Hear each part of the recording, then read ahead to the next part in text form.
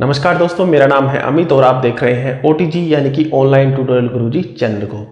दोस्तों, इस वीडियो में मैं आपको बताने वाला हूं कि एक्सिस बैंक के अपने किसी भी अकाउंट के लिए आप नई चेकबुक इशू कैसे करवा सकते हैं। देखिए, चेकबुक इशू करवाने के लिए आपको कस्टमर रिक्वेस्ट फॉर्म भर के बैंक में जमा करवाना होता है। तो मैं आपको ये बताऊंगा कि कस्टमर रिक्वेस्ट फॉर्म कैसे भरते हैं और उसे आपको बैंक में कैसे जमा करवाना है।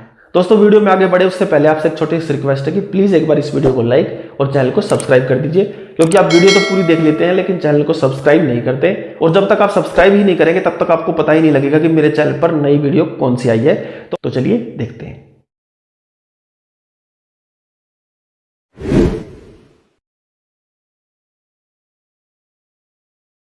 तो उसके लिए आपको भरना पड़ेगा एक्सिस बैंक का कस्टमर रिक्वेस्ट फॉर्म।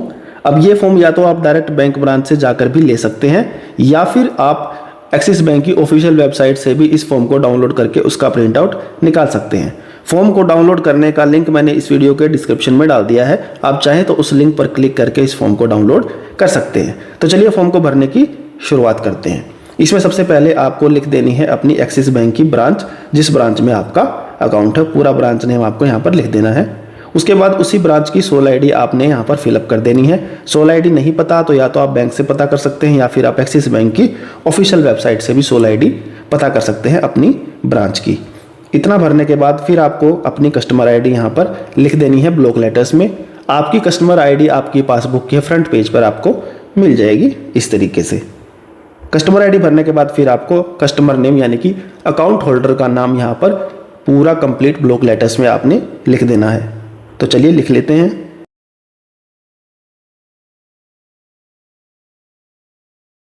तो ब्लॉक लेटर्स में कुछ इस तरीके से नाम आपने लिख देना है कस्टमर का यानी कि एप्लीकेंट का।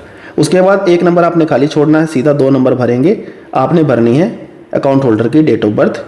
उसके बाद अकाउंट होल्डर के ही आधार कार्ड के आखिरी 4 डिजिट आपने इस तरीके से यहाँ पर लिख देने हैं। उसके बाद अकाउंट होल्डर का पैन कार्ड का नंबर कंप्लीट आपने ब्लॉक लेटर्स में इसी तरीके से लिख देना है। इतना लिखने के बाद फिर आपने नेशनलिटी यानी कि इंडियन कैपिटल ब्लॉक लेटर्स में भर देनी है। इतना आपने भरना है। इतना भरने के बाद बाकी ये आपने खाली छोड़ना है पासपोर्ट नंबर, वीज़ा नंबर वगैरह, क्योंकि ये आप फिलहाल अपडेट करवा नहीं रहे। अभी जो मैं आपको बता रहा हूँ सिर्फ उसके लिए इतनी ही डिटेल आपने फिल करनी है। नॉन इंडिविजुअल है तो फिर आप LI कोड वगैरह भी भर सकते हैं। अगर इंडिविजुअल अकाउंट है तो फिर आपको ये सब भरने की ज़रूरत नहीं है।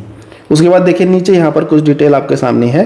अब देखिए एक्सिस बैंक में अगर एक से ज़्यादा अकाउंट है, जैसे सेविंग भी है, लोन भी है, तो सभी तरीके के अकाउंट में आप ये डिटेल अपडेट करवाना चाहते हैं तो आप और रिलेशनशिप पर टिक करना। अगर पर्टिकुलर कोई अकाउंट जैसे सेविंग का ही है तो सीधा आप सेविंग पर टिक कर सकते हैं, या जिस भी तरह का आपका अकाउंट हो उसी तरह के अकाउंट पर आपको टिक कर देना है।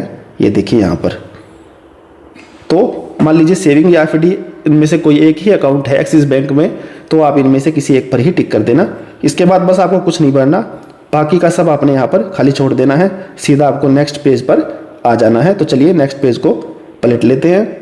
तो नेक्स्ट पेज को पलटने के बाद कुछ इस तरीके का पेज आपको दिखाई दे जाएगा। तो यहाँ पर आपको दोबारा से एक बार अपनी ब्रांच का नाम फिल कर देना है। ब्रांच का नाम भरने के बाद दोबारा से वही सोल आईडी आपने यहाँ पर एंटर करनी है और उसके ठीक नीचे आपको अपना अकाउंट नंबर डाल देना है। जो अकाउंट नंबर आप ये देखिए डिटेल अपडेट करवाना चाहते हैं उस अकाउंट में, वो अकाउंट नंबर आपने यहाँ पर कुछ इस तरीके से एंटर कर देना है। नीचे देखिए यहाँ पर बहुत सारे ऑप्शन दिए हुए हैं।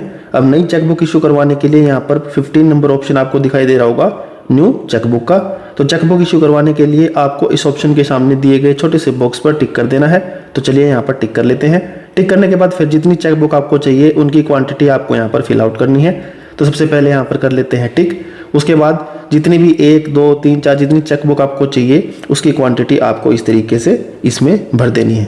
मान लीजिए अगर मुझे 1 चेकबुक चाहिए तो मैं लिखूंगा 01, 2 चाहिए होगी तो 02, 3 चाहिए होगी तो 03। इस तरीके से आपने चेकबुक की क्वांटिटी यहाँ पर लिख देनी है, जितनी भी चेकबुक की आपको रिक्वायरमेंट है। उसके बाद कुछ नहीं भरना, सीधा आपको नीचे आ जाना है। यहाँ पर टर्म्स एंड कंडीशन के नीचे आपको डेट फिल करनी है। जिस तारीख को आप ये फॉर्म बैंक में जमा करवाएंगे उस दिन की तारीख आपको यहाँ पर लिख देनी है। तारीख लिखने के बाद फिर प्लेस में आपको उस जगह का नाम लिखना है जिस जगह पर आपकी बैंक ब्रांच है और जिस ब्रांच में ये फॉर्म जमा होगा। तो उस सिटी का नाम यहाँ पर लिखने के बाद फिर यहाँ पर एप्लीकेंट यानी कि अकाउंट होल्डर के सिग्नेचर होंगे। अगर सिंगल अकाउंट है तो, और अगर जॉइंट अकाउंट है तो अलग अलग बॉक्सेस में बाकी के एप्लीकेंट के भी सिग्नेचर यहाँ पर करवाने पड़ेंगे। उसके बाद नीचे यहाँ पर ऑफिस यूज़ के लिए स्पेस दिया हुआ है, इसमें आपने कुछ भी फिल नहीं करना, इसे खाली छोड़ देना है। इसमें जो बैंक को भरना हुआ खुद भर लेगा। बस आपको इस फॉर्म में इतना ही भरना है, इसके अलावा इस फॉर्म में कुछ भी नहीं भरना है। इतना फिल आउट करके आप इस फॉर्म को जैसे ही बैंक में जमा करवाएंगे आपको नई चेकबुक इशू कर दी जाएगी। तो दोस्तों कैसी लगी आपको ये वीडियो?